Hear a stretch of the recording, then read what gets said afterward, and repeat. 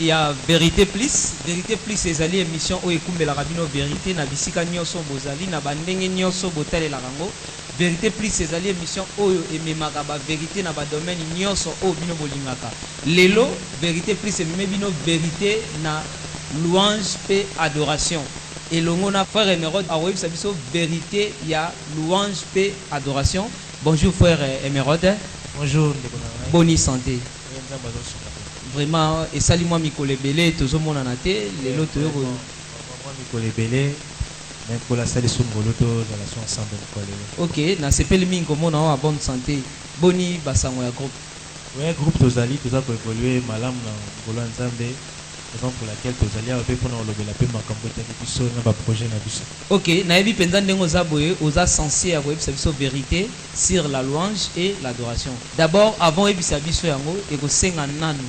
Obete la biso no moi extrait moko ya nzembo ya adoration na simande to obeta masolo ya louange pe adoration nde ko pesa biso différence na po to lindo ba vérité ya louange na adoration et ko sepelisa apôtre Jean de Dieu Dimbu ki anzambi yende ya ko sepela nango o azali bongo apôtre na mokambi ya église pe ko sepelisa bongo ingénieur Wilson o asimbi son na mokolo ya lelo.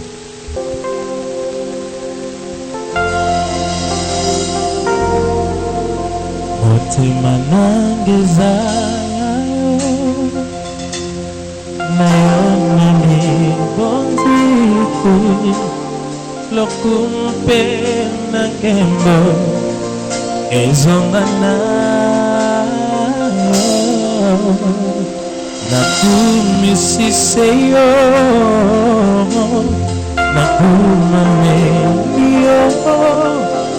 Angona yekolo baete nalingaka yo nalingaka yo kolo nalingaka yo nalingaka yo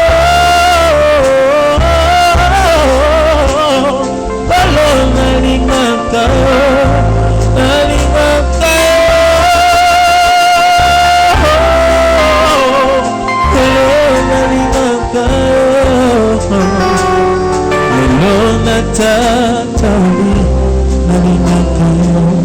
chante avec moi, Motem Esaïe.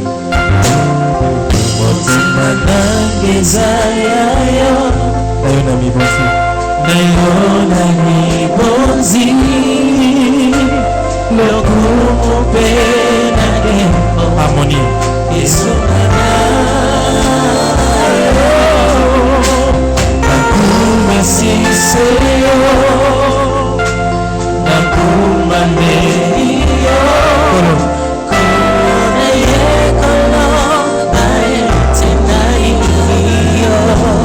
Chante la ligne à Kayo comme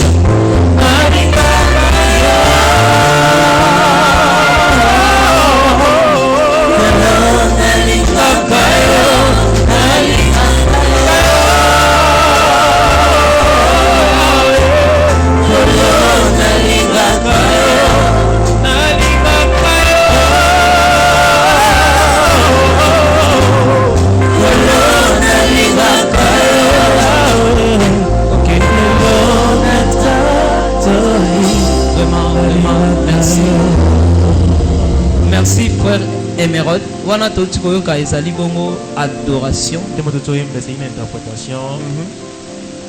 Paul Nango, c'est un pasteur américain, frère d'amour. Il se fait dans le Congo, chacun interprète par rapport à Zoyo et Nazo comprend. Nous avions aussi interprété la chanson et traduit. Je pense qu'il y a besoin en anglais.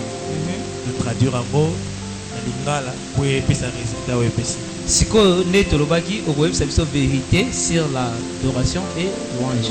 Siko avant au web service au meka impec au bete la biso carrière na yo ya musique ndemo bandela o uta wapi o bimina orchestre nini lelo za wapi au meka impec au web service na au web service ma vérité à louange na adoration. En fait, il faut parler de ma carrière musicale. Il faut parler de moi avec ce que je fais dans la musique et ça quand Ngolo Nzambe. Puisque église Otoza, place Tozalia, ok. C'est ici quand on a bandé les moussala dans la musique. Depuis mon enfance, je suis ici. On sait la Nzambe, la Ecodim, la jeunesse, puis dans le département musique. La banda qui moi na ti lelo. La commis Mokambi, dans le département il y a musique, puis par la grâce de Dieu, je veux encadrer jeune.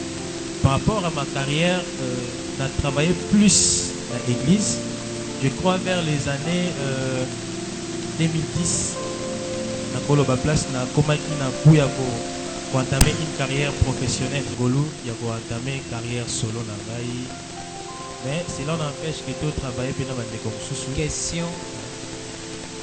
Orchestre nini bimisi outi na l'église mais ozana orchestre we outi ko bimisi yango na yeba orchestre maintenant na toloba carrière moi dans ma carrière na tamboli penza bisike belé penza trop à part église na ngai place na évolué le plus na bimi de mingi na groupe gospel soul music par la grâce de Dieu oyo papa Medi Mavungu esikazola ndanga oyo encadraka c'est par là qu'il na bimi de batupe bayebi ngape mwa mingi à travers album ya Monzoto na album wana Monzoto ezaki na 2014 en fait au figuraki pe bosala ki ba clip oui il y a des clips même à internet na ba TV na biso à la chaîne locale ti lelo ile ka voir même makambo nini okutani nango na carrière musicale ya malamu pe mato nyos bon makambo belé okutani nango ya malamu neza mwa mingi malamu zami tel que ya malamu neza mwa mingi parce que na koloba ndenge papa na so kilambi zwa yembabi nazwa nanga ngolu te ya kokotama mwana ya mokonzi. Moi aussi je peux dire ça nazwa ngolu wana te peut-être ya kokotama na famille ya mbongo oyo mais par la grâce de Dieu na musique on a osala epesi nga nzela ya kokota babisika mosusu ta mosusu oyo na famille na nga mokakota te na fréquenté ba grand oyo ya mboko oyo na moni olobi ozwa mwa ngolu ya kokota na bisika oyo mamusu na famille bakota te babisika yango eza bisika nini musala bisika tokenda kokota par exemple toke na koloba yebisa biso vérité par exemple par la grâce de Dieu la musique na zwa ngolu ya obeta par exemple musique na hôtel du gouvernement c'est pas donné n'importe qui na kokota yango bisika oyo famille na bino na bakota te. Je suis la première tu es sûr à y entrer. Oui. Moi je crois pas. Est-ce que ça vraiment bisika yango wana oyebisi biso? Mais yango wana bébé. Nga ndimite ke za vérité. Apa wana eza bisika moko boye lisusu okenda apa wana po olobi yango te. Oui, eza ba bisika belé par la grâce de Dieu na musala nzambe. Na musala mosusu te. Na musala nzambe na ngolo na musala koyemba. Kuteni pena ba konzi mboka oyo ta mosusu banda otalaka na TV. Comment bien nzela koyemba opesi pe mbote bo. Frère Emerode, obi ke carrière solo ko beta musique, n'importe quelle musique. Tout kolobara te ke wana musique ya nzambe eza difficile. Siko lelo po bayeba yo na musique ya Congo. Bo ando benga mutu pa leki na nzela bengi nde ba ucho benga o cameraman na biso Bertoni Kambamba les gars réalisateurs. Ndenga yimbi nzembo na wana eza tsaka te. C'est que oningisaki mwa kitambala ya mama leki to ya tata mwasi non biso toza bato tobikaka na ngolu nde na baki ne vérité ya wana nazoloba vérité ya wana nazoloba vous savez na mosala na musique oyo tozosala on est différent na bato baosala musique nyonso eza musique pour les mêmes clavier oyo bino bozobetela yango mpe kaka bango wana esprit différent. Faire attention au côté wana yango esprit wana ekosala to tombola kitambala tata mwasi oningisa yango mwa moke po la chance parce qu'on a eu esprit différent dans le sens là en fait puissance de sa musique on utilise le même note peut-être tam sous ba phrase moko peut-être tam sous mélodie moko et comment l'autre fois ndeko moko abisanga lobi biso nyonso toyemba ndenge moko ndenge biso tobwakaka didi kinwani nde bango babwakaka nzambe na éviter au confirmer yango na loba te yango eloko ngana na loba puissance de sa musique utiliser ba même note peut-être ba même instrument musical mais le problème est biso tozoyemba nini bango bayemba nini esprit nini oyo ezokanime oyo biso tozosala na esprit nini oyo ezokanime bango oyo bato bandeko na biso basala musique profane mpe bazosala. Ok. C'est ça. Frère Emerald, est-ce que au groupe ça une différence il y a louange na adoration? En fait, son akolobela Django. En fait, pour moi, je peux dire que la louange, c'est le fait de dire ce que Dieu a fait. Parler des œuvres de Dieu. Mais tandis que l'adoration, c'est parler de la personne elle-même de Dieu. C'est-à-dire que pour la fête de l'adoration, il faut aller comme dans notre église ici, notre papa, dans la terre à Bisso, sur connaître le Christ. Pour y Yesu. Or, c'est ça la clé même de l'adoration. On ne peut jamais dire que j'adore le Seigneur tant qu'on a nous.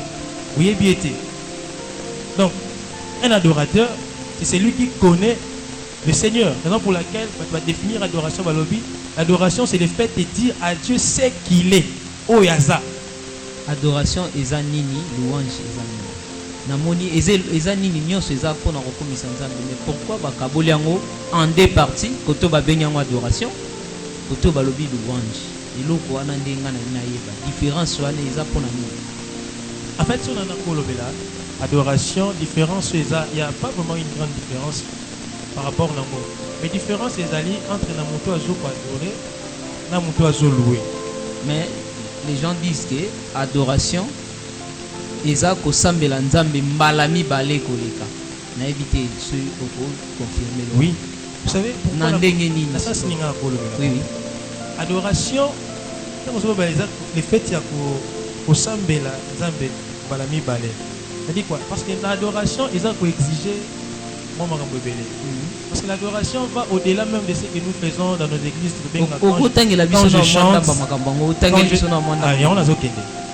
Quand je chante, c'est pas ça seulement forcément qu'il n'a pas adoré. Or, adoration, au-delà de ça, l'adoration c'est une vie à vivre. La vie de la crainte de Dieu. La vie de la crainte de Dieu, vivre le commandement. C'est ça être un adorateur. On ne peut jamais dire que je suis adorateur pendant que nous vivons notre vie, il y a alcool, vie à débauche, une vie de péché. Okay? Non.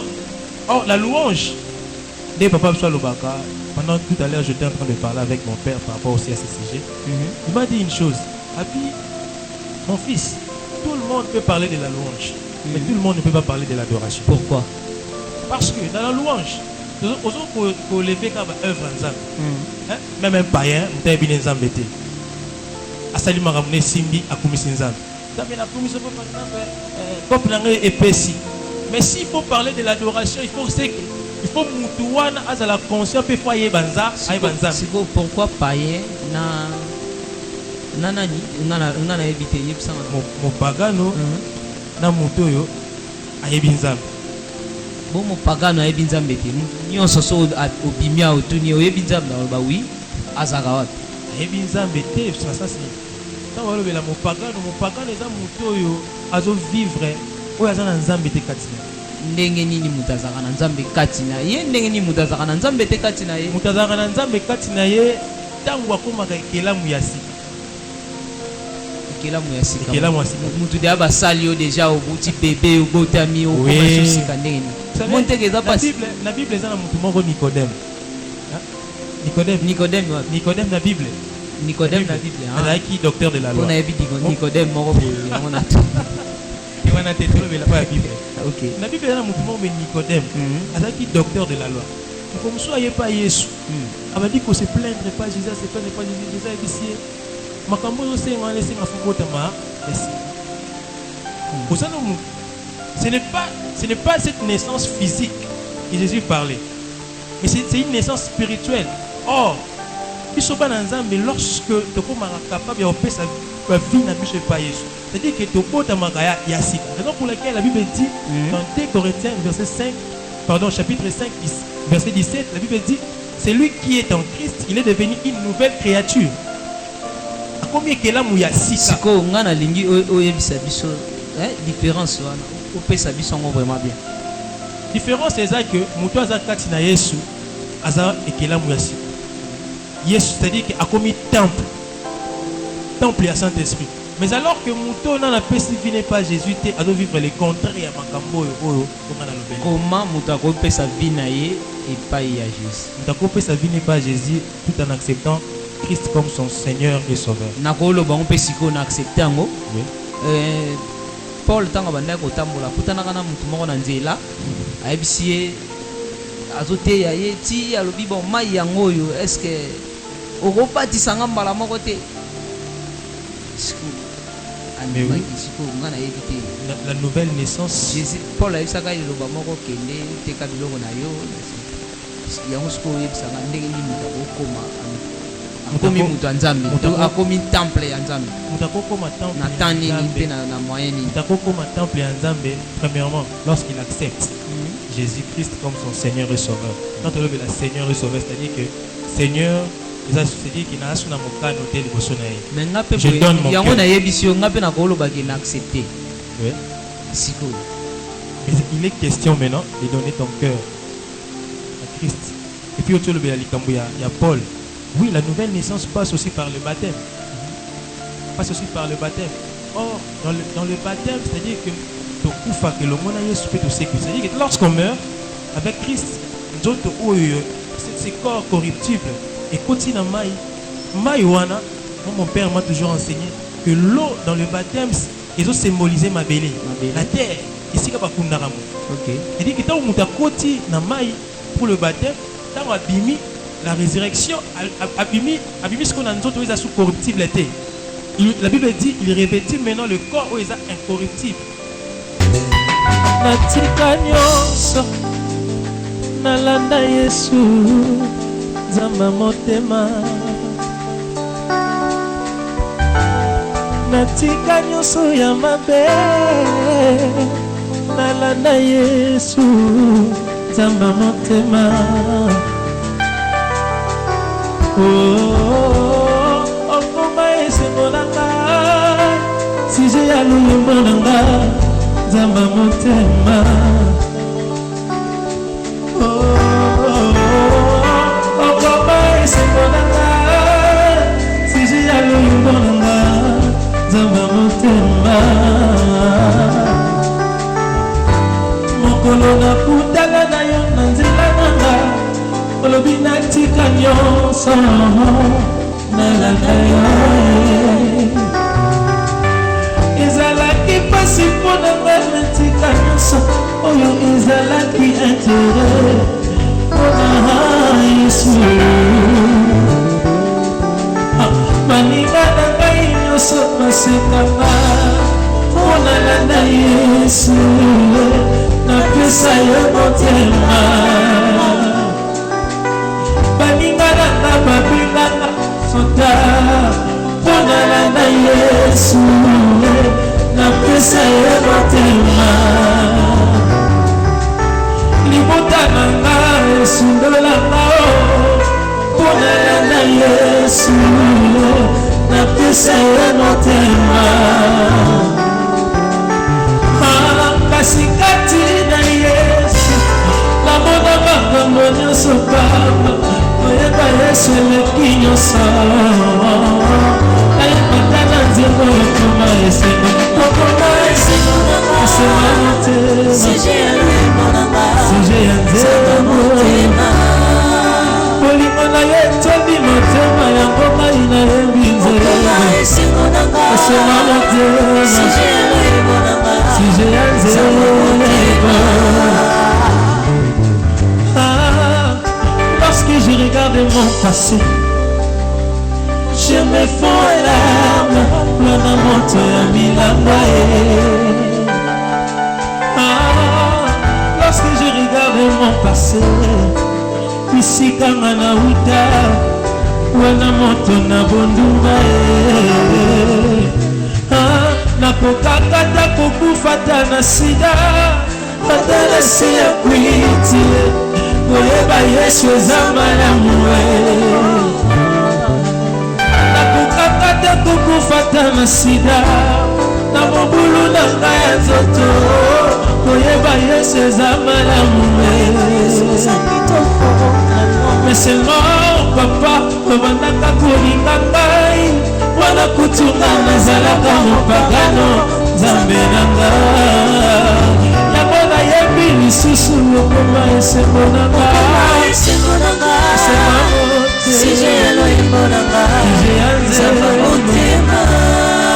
natamboli maboko nanga nayebi na nzerengo esenga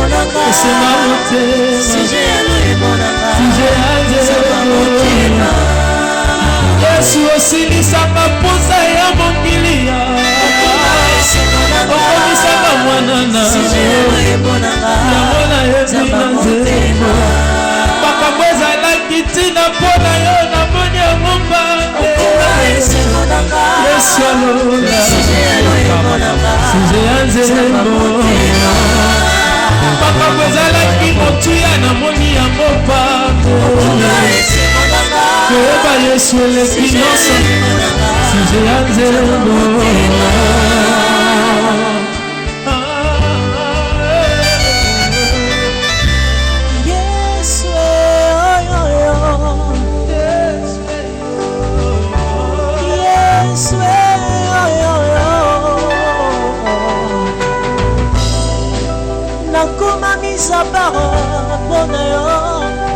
Nzambe ya makofanda na motema na ngai nakoma tempelo ya bonzambe nyonso ya bonzambe ekoma nde kati na nga nalingaka yo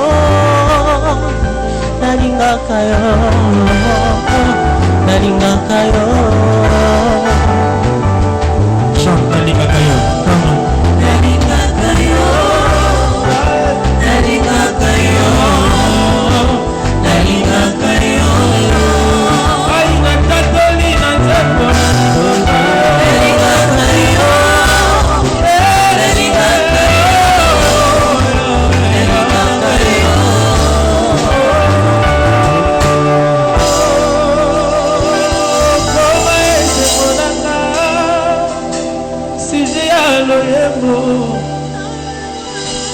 masanjoli nanga Yesu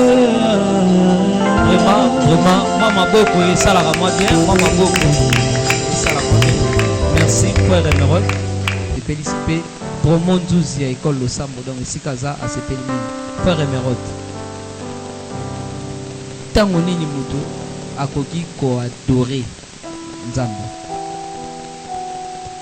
ntango moto akoki koadore c'est lorsque tu dois vivre vie à principe de Nzambe.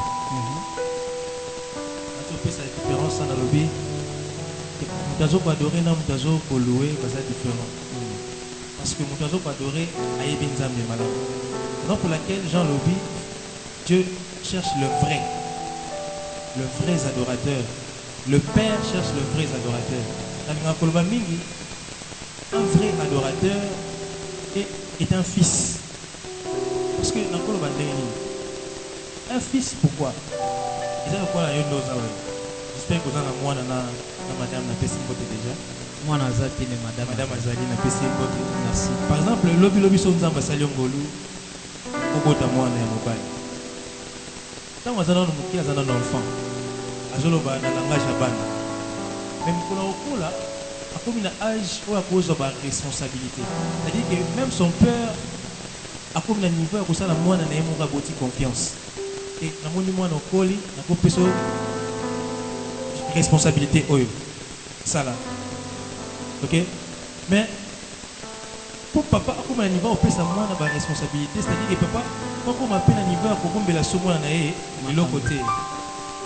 Or, un adorateur est un fils. Oh, à un fils, relation à fils, la père, ils ont la sécurité. Siko, pourquoi il faut t'adorer? Pourquoi il faut t'adorer? Parce que nous avons plusieurs raisons d'adorer le Seigneur. Nous avons plusieurs raisons d'adorer le Seigneur.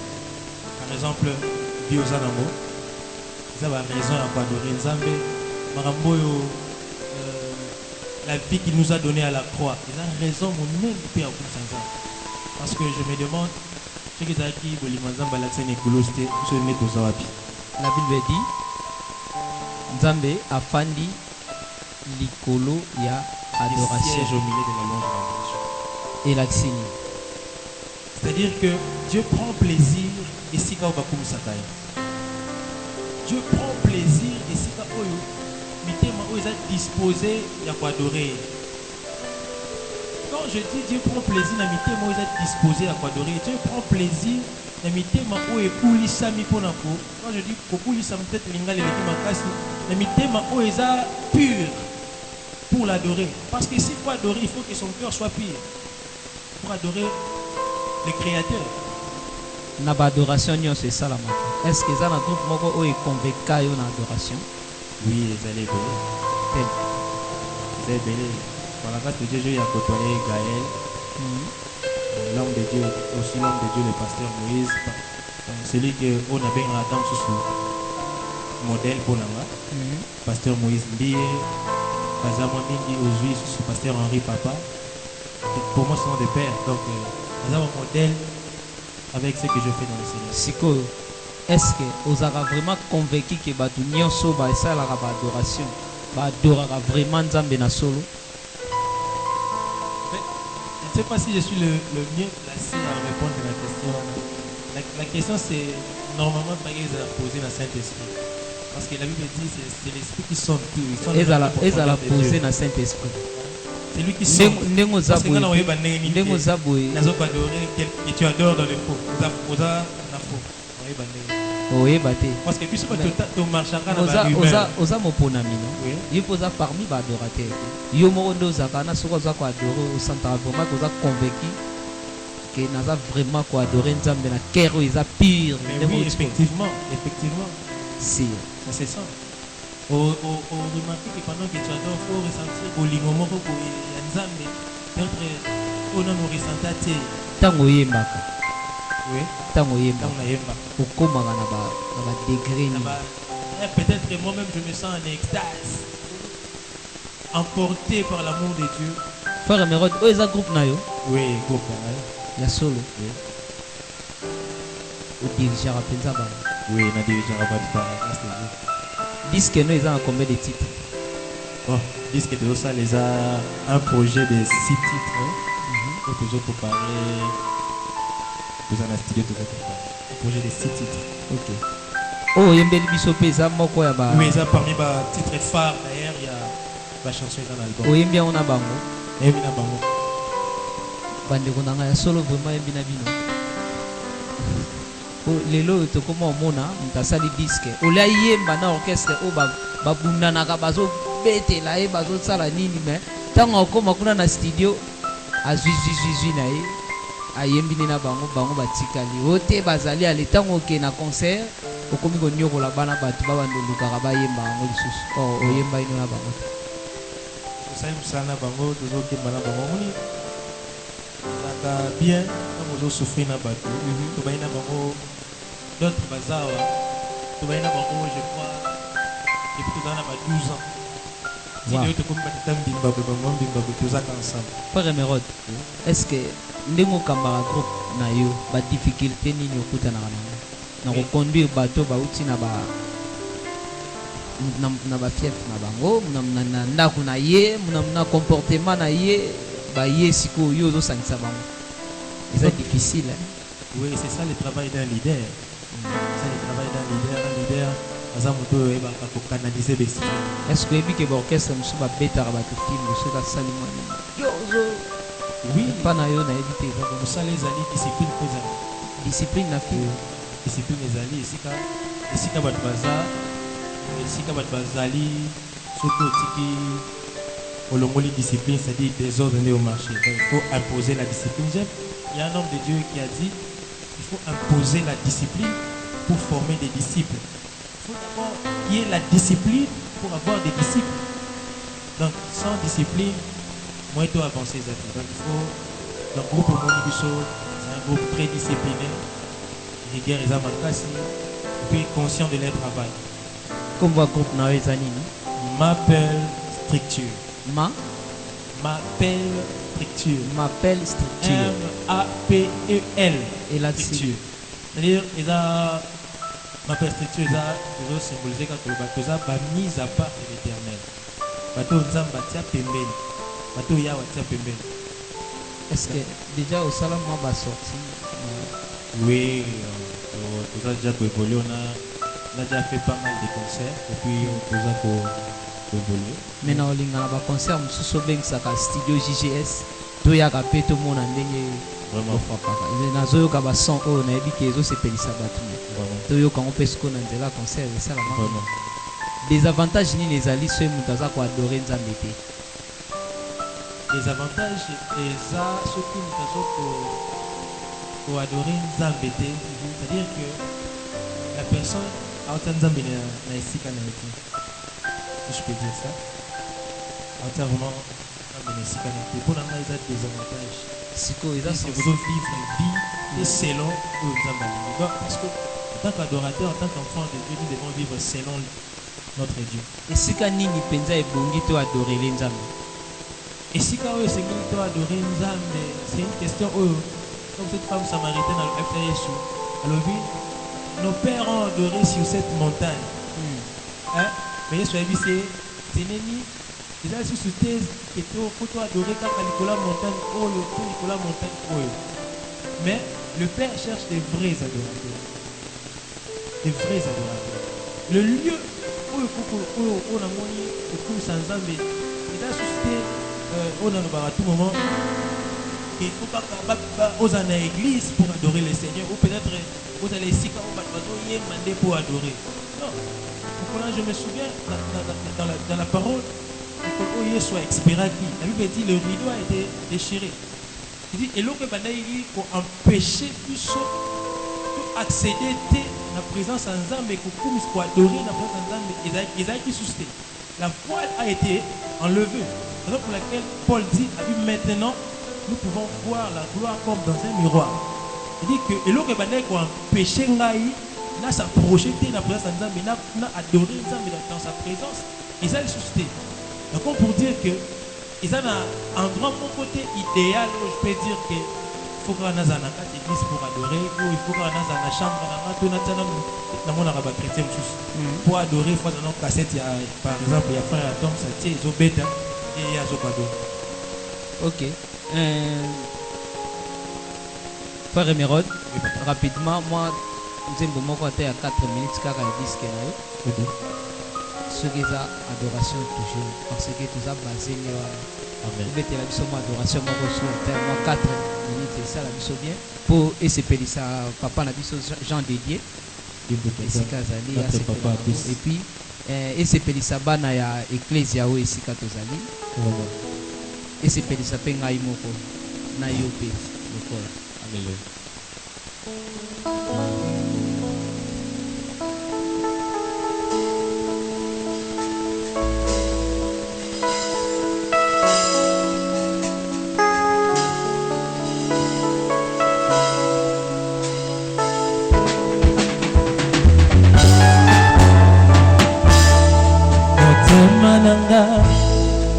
Nasopi mayele nanga napesi nyonso yanga ekumisa seyo pona sosoli yo ozali likolo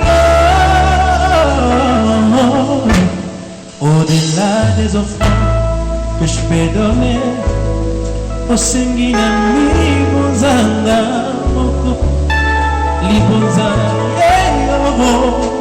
yeyo na mibonzi au-delà des offrandes que je peux donner osengi na mibonzanga moko libonza yeyo na mibonzi nyonso yanga seyo nyonso nazaluka nyonso yanga seyo na mibonzi nayo nyonso yanga seyo nyonso nazaluka seyo nyonso ya pasi yo na mimonzi na yo mobimba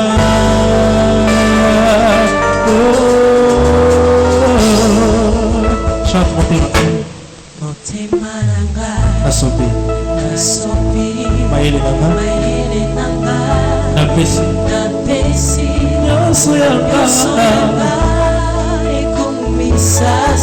mpona sosoli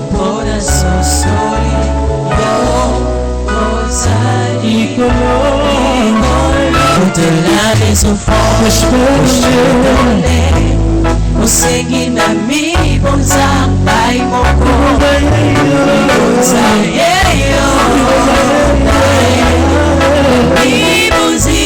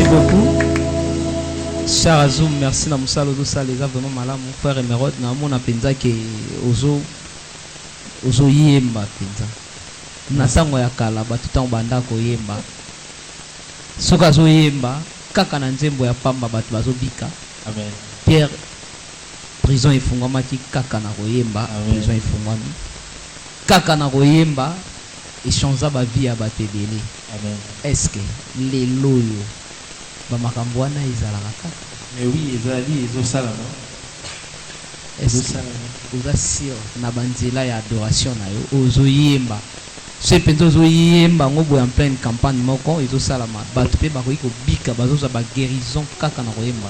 Oui, ça dépend de la disposition et du degré d'intimité aussi. Déjà là-bas au sali déjà ba concert na biso to sala jusque là il y a des témoignages que bato bazo mona logo banzambe ba concert na biso to sala et l'autre pendant l'adoration a expérimenté pe gloire nzamba zongi pe akina malade moko boye abiki. On a déjà enregistré pas mal de témoignages dans ce qu'on fait. et l'autre on ne salaka vraiment que mutu soki azo aoyoka nzembo moko boye ya adoration ndeti boye uti oyemba azo sentir moi mona komi na ba façon moko boye et là déjà Oui. conseil nini opesa bato bayembaka banzembo adoration lelo. Conseil nga na kopesa cher adorateur, cher enfant de Dieu, cher serviteur de Dieu, développons l'intimité avec celui que nous adorons. Tout le kasustoye baye na bozindo. Développons aussi cette vie de la crainte de Dieu. Okay. Cherchons à vivre dans des principes parce que Dieu est un Dieu de principes. Toyoka ngo Le nzambe na choza nzambe ba principe. Bato batambola na nzambe, baza bato yo bazaka bato ba principe, bato ya ba norme. frère Emerode lelo bato se bazo yemba oyoka na kati ya banzembo na bango soka keya kangi miso kondo boro shika baba raba ezaka nini eloko wana ezaka nini donc omona langue moko boye kaka zoloba nayebi te soko oyokaka yango quand même bamosusu yo mpe oloba yango ezaka langue nini soki ezaka langue oui oui eza en fait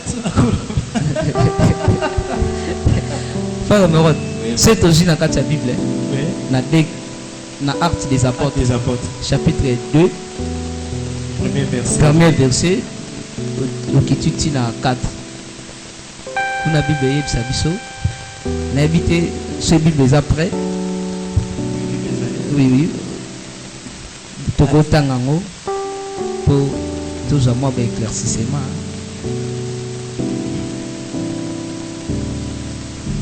Ma Bible dit. Ta Bible? Oui, ma Bible. La Bible à moi, la signe. Bible est à Moudoutin. Pourquoi on le dit? Bon, la Bible dit. Voilà. Faut bon ça. Pasteur m'a dit la Bible n'a pas téléphone et le Bible. Ah bon? Bible n'a pas un ordinateur et le Bible. N'a pas le Bessica et moi ça y est. Ok, la Bible dit. Le jour de la Pentecôte, ils étaient tous ensemble dans le même lieu. Tout à coup, il vint du ciel un bruit comme celui d'un vent impétueux et il remplit toute la maison où ils étaient assis. Des langues semblables à des langues de feu leur apparurent, séparées les unes des autres et se posèrent sur chacun d'eux. Et ils furent tous remplis du Saint-Esprit et ils se mirent à parler en d'autres langues selon que l'Esprit leur donnait à s'exprimer. Ok. Babi, ba langue semblable. Na kati église, tu as ba tribune nyos bazali. Tant yo zolo ba langue moko o bato na ba yo kate. Na verset 4, balobi langue bande ko lo ba ezaki langue moko conduit na Saint-Esprit. Donc c'est que eutaki pa ya Nzambe pour Jésus a prometaki bango na kei mais na kotinde la bino Esprit Saint oyo ko sala ke bote ya langue wana bango balobaki et permetaki bato nyonso o bazalaki wana batangaki kaka komba mibale plus de 7000 et quelques batangaki basité na bana pour la Bible va préciser sans compter des femmes na bana siko yebisanga langue lelo elobamaka na kati ya ba église ezala langue nini pe eske esalaka ke bato babongwana ntango tozoloba yango pe nini esalaka ke yo ozoyemba epi mba moko komoloba langue moko boye. En fait, si on a pour répondre à la question, on a pour répondre on a volet et belé. Je crois qu'on peut utiliser 3 volets. Volet liboso. D'abord, parler en langue est un don du Saint-Esprit. Ok? Est un don du Saint-Esprit. Chaque enfant de Dieu, dans Corinthiens, parce que on va classer ma don spirituel, le parler en langue aussi figure. Les dons. Parmi ma don du Saint-Esprit. Ok? Maintenant, quand on le dit, comment expliquer que mon oiseau pour adorer et puis directement il se met à parler en langue? C'est que langue moko éviter. Oui. La Bible dit c'est lui qui parle en langue. Allo banakiso batute. Azolo bananani. Azolo bat direct. Nzambe. Mais il parle des mystères. Nathan wana tango balobaki ezalaki po na bato bazalaki wana ezo permettre ba yoka po ba changer. C'est différent et on le connaît le bas. Na fola liboso, na lobi que parler à langue ils attendent du Saint-Esprit. Tant et comme la dimension qui couper sa message, c'est par là qu'intervient le don de l'interprétation.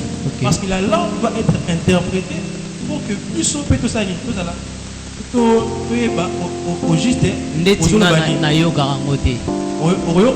parce que il faut que la langue soit interprétée. Nous, par exemple, dans notre église, on a cette grâce. Et quand quelqu'un parle en langue, l'autre est là, à quoi interpréter la langue. Maintenant, le problème sur les amis, par rapport à parler en langue, pendant que je suis en train d'adorer le Seigneur, je me mets aussi à parler en langue. Nous devons comprendre une chose. La Bible dit, dans Jean dit que Dieu est esprit et il faut que ceux qui l'adorent aussi en esprit. Or, quand je parle en langue, ce n'est pas à des hommes que je parle. Est-ce que je parle à Dieu. Or, Dieu est esprit. Et c'est important tout le langue. Oui, c'est important. Mais il faut que le langue au batbazo. Oui, oui, là tout le monde. Pas forcément. Parce que la langue, ils sont inspirés par le Saint-Esprit. natunaki ono langa ngo ezaka Ils langi sont inspirés par le Saint-Esprit. Mais nzamba kosala okolo. ezaka langi nini Nzamba kosala okolo, nakopetela mwa lisolo. ezalaka langi nini na Ezalaka langi nini? oyo bolobaka wana. La langue des anges. Non, La langue des anges, je suis pas la langue convaincu. de feu. Je suis pas convaincu de ça. La langue des anges. Parce que quand je parle en langue, ce n'est pas des hommes. Dès Corinthiens 13, parce que le Macambo. Corinthiens 13, c'est ma possible. Frère Emerode, Oui, oui. vraiment, namoni wana eza question moko nde ekangi Non, mais ça, émission, c'est la vérité. Donc, on peut la vérité. yango na Par libo rapport na à- yeba vérité nango. Parce que, Langue wana eambriaka nga oleka boye pa mamoko moto abandi même d'ailleurs, pour le Saint-Esprit, au Kambayo, sikoyo le jour où tu te lelo laisseras oyo par le Saint-Esprit. ingénieur de mala ayebisaki ngai soki nakutani na frère Emerode nayebisa ye pourquoi afrobeat ekoti na kati ya musique oyo tobenga musique religieuse bokoti ba afrobeat. D'abord, Nakolo Babou. Angola Nzambe, celui qui n'avait pas la musique, on a étudié la musique aussi dans les profondeurs. À ce que je sache, d'abord, ils sont musique de Osala, comme ça Nzambe de Osala la musique. Nous devons comprendre que la musique varie dans ma culture. Hein? La musique varie dans ma culture. Dans ma on est bandeli, ce sont de mêmes notes. On est plus sur soto, tout ça est là-bas. Et ça, la musique, mon côté, va déterminer que moi j'étais, par la grâce de Dieu, j'étais en Côte d'Ivoire tout récemment. Je suis allé là-bas, j'ai vu à l'église du Seigneur, Babi n'a coupé décalé. Babi n'a coupé décalé parce que la musique a culture là-bas. Na wana na mboka ni La Côte d'Ivoire, j'étais en Abidjan tout récemment, la semaine passée. Dans une église du Seigneur, les gens sont en train d'adorer, de louer le Seigneur. Na coupé décalé au Badi Djarafat Bazao Beta. wow Coupé décalé, coupé décalé. sikoyo yango mpe style na biso lelo eza afrobeat yango mpe bino bokoti isi Mais c'est pas dit que ils ont na bandé na sens ni. Ils ont un style morata musique où ils ont approprié au professeur de compléter dans mon aka dans notre église pas tout soit là. S'il faut parler de l'adoration qui nous adorer c'est qui n'a pas de musique où elle est marwana. Ils sont pas dans ma de musique tu coupe sur les oh il va pas bien dans na olu. musique ya Chuku chukumus eza musique de la même manière que on peut aussi adorer les seigneurs dans les afrobeats. Moi d'ailleurs dans mon album il y a une chanson appelée afrobeat. wow frère Emerode album no kombo nango nini Album est un titre au-delà des offrandes. au-delà des offrandes olobi na fin de l'année déjà ekozala disco na D'ici baplateforme la fin de cette année. sikoyo obotama musicien to okoma musicien En fait, pour la na musique eza eloko ya kobotama na botami nango nde bato mosusu bazoye kolangwa, mais pour moi c'est une grâce na botami na ngolo yango. Mais na kati ya mokili nde toza na mokili toyekoli yango na ye a passé dans des écoles à l'INA na makolo ya bamaestre ebele pour apprendre donc obotama musicien botami moyele. ok frère Emerode album nao toyoki eza na 6 titres ozo préparé bientôt là ezobima toyoki mpe moi quelques chansons et puis oza na orchestre awa orchestre yango baza en nombre de combien Musicien basé belé, c'est basé belé jusque là que tous soient capables musiciens. ok Et déjà on doit atteindre déjà dans les 15%. La Katia, il y a beaucoup de délégation qui va représenter au groupe. ok kombo na yo Bonjour papa. bonjour Nakomanangeza frère divin. frère divin Divin Chako Ochuti. Je suis le chef de répétition. wow. En Katia groupe m'appelle Structure. sœur kombo Sœur Magali. Sœur Magali. Magali Magali Lubambali. Lu Lubambali. yo oza kotona te Chantre. Je m'appelle ozaka chantre tout seul frère kombo C'est le frère Christian Pouela. Christian Christian Pouela. Oui. Naza disciplinaire la kata. Wow. Sœur Nabiso. Merci. Nga sur la sœur précieuse. Précieux. Oyenge Mukaka Fouaï, secrétaire et à groupe Mapel Structure.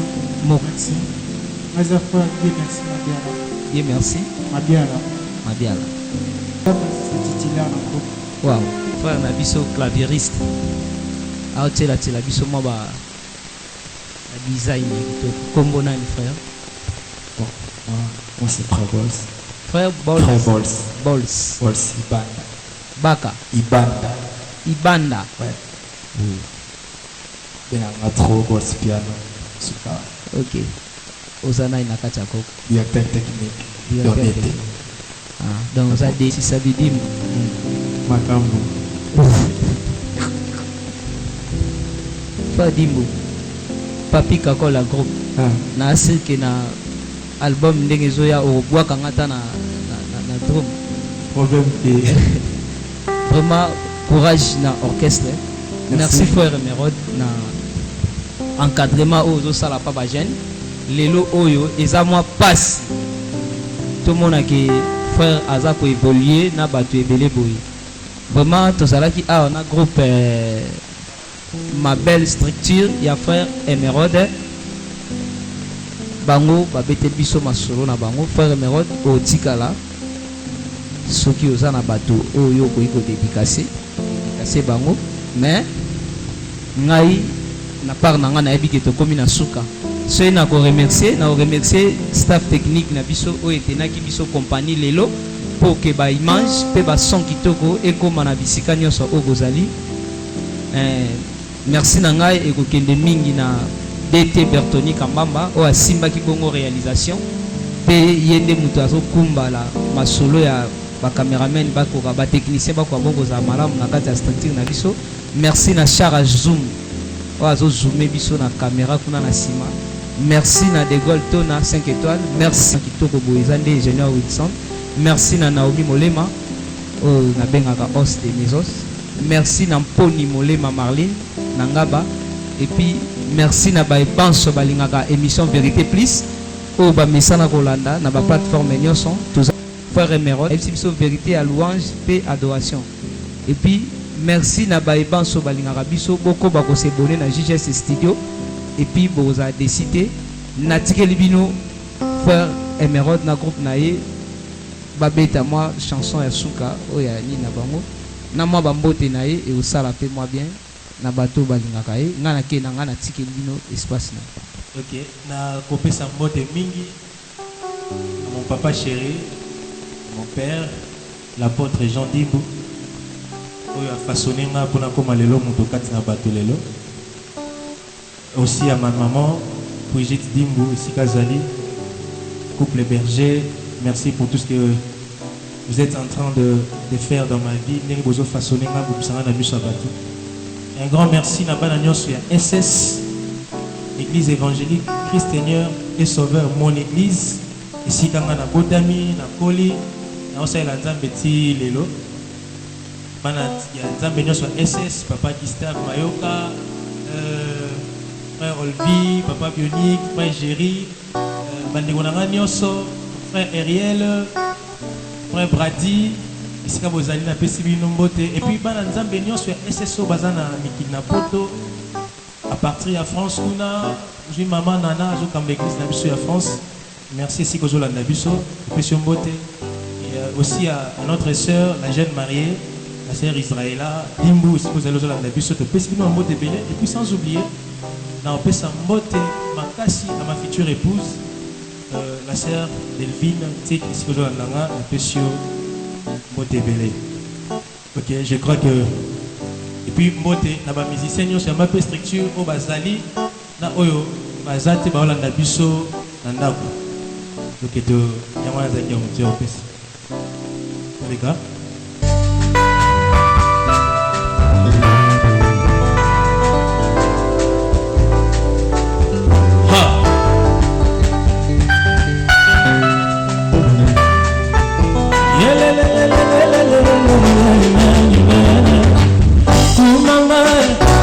kolo Yesu kumama